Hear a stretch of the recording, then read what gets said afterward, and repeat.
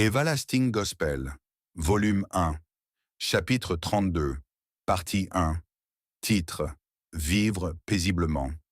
Première leçon, Matthieu 5, 23 à 24. Si donc tu présentes ton offrande à l'autel, et que là tu te souviennes que ton frère a quelque chose contre toi, laisse là ton offrande devant l'autel, et va d'abord te réconcilier avec ton frère, puis viens présenter ton offrande. Texte d'or. Matthieu 18, 21 à 22. Alors Pierre s'approcha de lui et dit, « Seigneur, combien de fois pardonnerai-je à mon frère lorsqu'il péchera contre moi? Sera-ce jusqu'à 7 fois? » Jésus lui dit, « Je ne te dis pas jusqu'à 7 fois, mais jusqu'à 70 fois, 7 fois. » Les artisans de paix sont les enfants de Dieu. 1. Tous ceux qui cherchent à quereller avec leurs frères devraient retourner et se réconcilier avec eux. 2. Quelle que soit l'offense qu'ils ont commise contre toi, et quelles que soient les offenses que tu as commises contre eux, retourner et faire la paix avec eux. 3. Se réconcilier avec tes ennemis est la meilleure chose que vous puissiez faire. 4. Notre Seigneur Jésus-Christ nous a enseigné ainsi, « Heureux les artisans de paix, car ils seront appelés enfants de Dieu. » Si nous ne réussissons pas à faire la paix avec nos frères, tout ce que nous faisons de jour en jour sera sans valeur. Se réconcilier avec son adversaire. 5. Rappelez-vous la lecture de la première leçon. Il est dit que si tu es à l'autel pour offrir ton don à Dieu et que tu te souviens que tu as de la rancune contre ton frère, tu devrais laisser le don et va te réconcilier avec lui avant de revenir offrir ton don. 6. Si vous voulez offrir des prières à quelqu'un et que vous vous souvenez que vous aviez problème avec quelqu'un d'autre, allez immédiatement le voir et faites la paix avec lui avant de revenir pour offrir les prières. 7. Si vous voulez rendre vos services à Dieu et que vous vous souvenez que vous êtes disputé avec vos frères, tout d'abord, retournez vous réconcilier avec eux avant de retourner rendre vos services.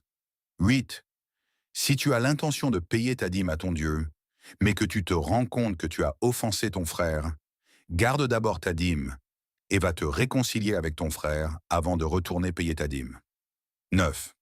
Vous pouvez donc réaliser que faire la paix avec votre frère est une action très importante que vous devez entreprendre chaque fois qu'il y a une querelle. 10. Votre conscience qui vous dit que l'homme n'est pas Dieu vous donne de mauvais conseils. Jetez-le parce qu'il vous empêchera d'entrer dans le royaume de Dieu.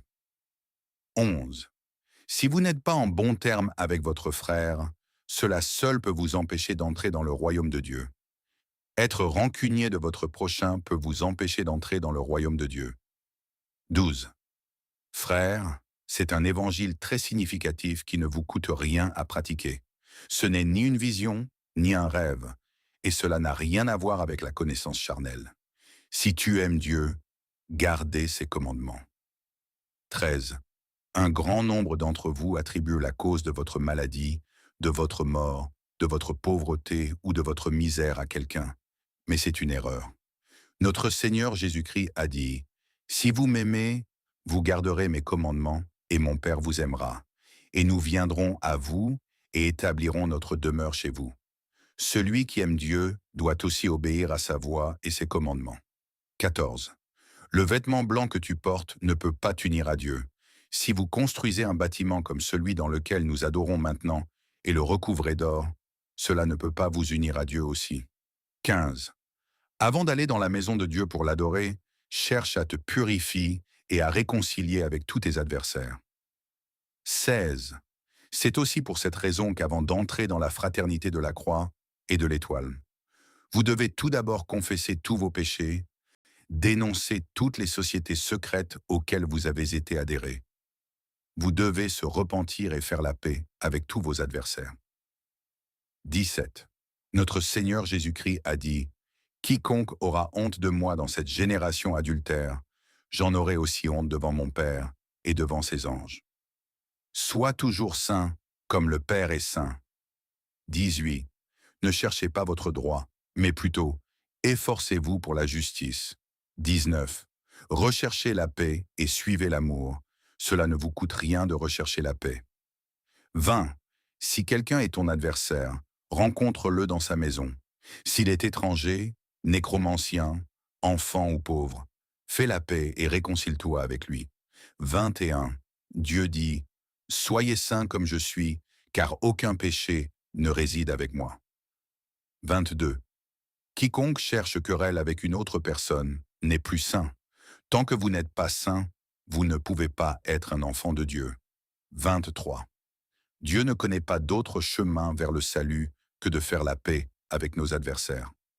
24. Si vous aviez observé les commandements de notre Seigneur Jésus-Christ, je n'aurais pas passé 24 heures chaque jour pendant 365 jours de l'année à livrer des évangiles complets au monde.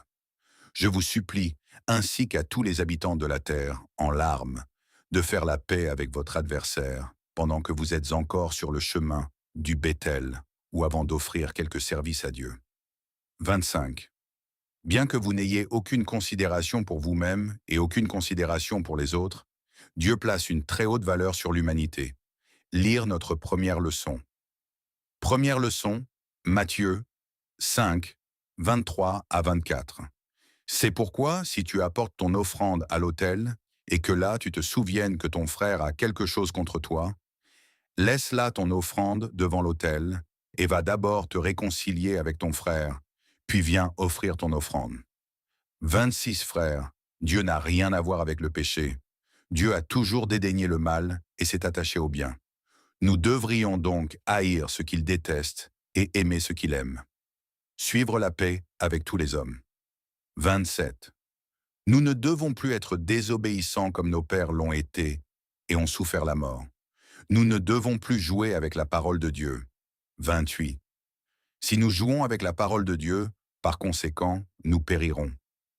Notre Seigneur Jésus-Christ a dit, « Je ne juge personne, mais celui qui me rejette et refuse de se conformer à mes paroles. Les paroles qu'il a rejetées seront condamnées contre lui. » 29.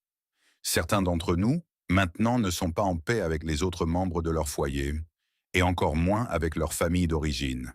Certains choristes ne sont pas en paix avec les autres membres de leur chorale.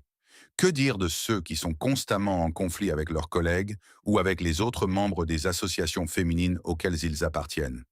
Il n'y a de paix nulle part. Il ne devrait y avoir ni ségrégation ni animosité. 30. Dieu a saisi cette occasion précieuse de raisonner avec vous et de vous rappeler encore cet évangile, car là où il y a un orateur, là aussi se trouve celui qui agit. Si ceux qui ont des conflits avec leurs frères devaient se réconcilier volontairement, cet évangile aurait été inutile et n'aurait pas été délivré. 31. Tout ce qui survient jour au jour arrive afin que la parole de Dieu soit manifestée.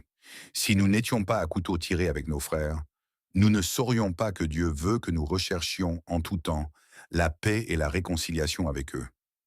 32. Dieu n'attend de personne qu'il cherche à trouver des torts à autrui. Il souhaite qu'il n'y ait ni division, ni ségrégation parmi les hommes. 33. Il ne s'attend à aucune forme de désaccord ou d'animosité entre les gens. C'est pourquoi il a ordonné que, si vous êtes en chemin pour faire une offrande à Dieu et que vous vous souvenez soudain que votre frère vous a offensé, vous retourniez chez vous pour vous réconcilier avec lui avant de revenir présenter votre offrande. 34. Comprenez que d'avancer est la peur de la mort et de revenir en arrière est la mort elle-même. À suivre dans la partie 2. Frères, je ne veux pas vous ennuyer. Que ceux qui ont des oreilles pour entendre, qu'ils entendent. Que Dieu bénisse ces paroles saintes. Amen. Merci, bon Père.